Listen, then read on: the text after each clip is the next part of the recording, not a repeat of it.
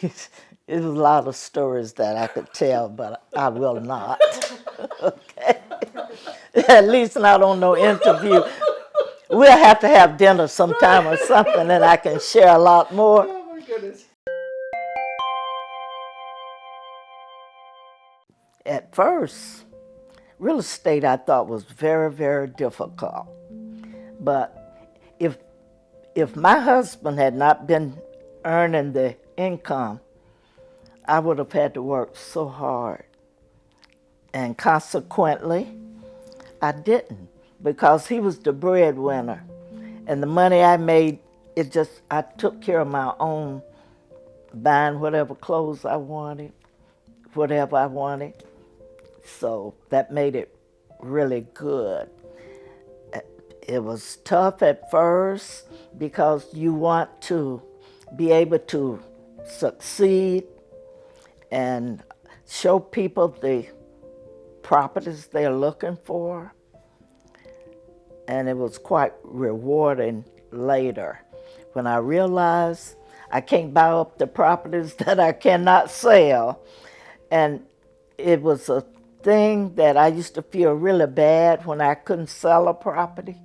But then you have to get over that because it's not up to me. It's up to the buyer if this is what they're looking for.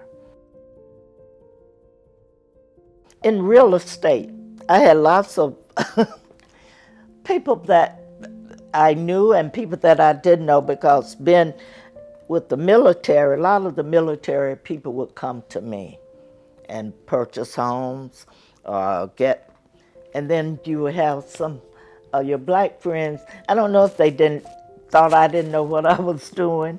It could be, but they did not really trust my ability. That's it. People that you think are really your good friends, and then they go someplace else and purchase. But I always say, well, I was really happy that I didn't have to depend on them.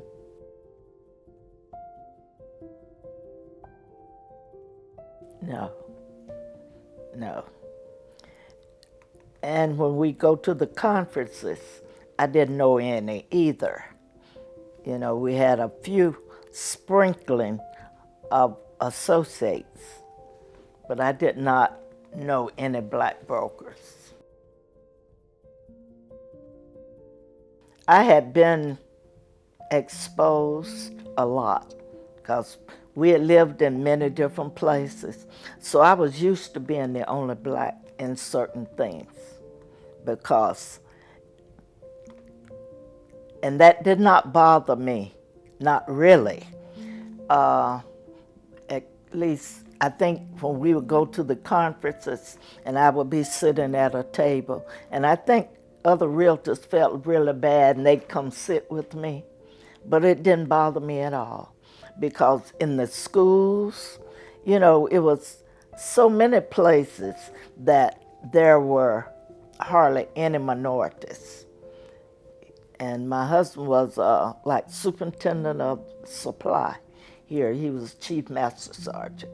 So we had to be involved in a lot of situations where we didn't have many blacks. I was 19 when I got married. He was 23, almost 24.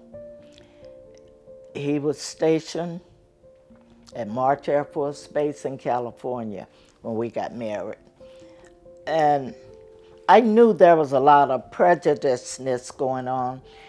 We, in California, we had called to rent a house. On the phone, it was available.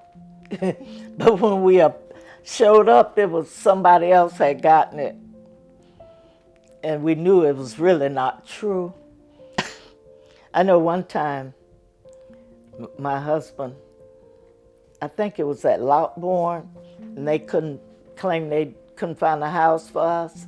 And he said, I'm gonna bring my wife and all my little black kids and we're gonna be pulling your curtain.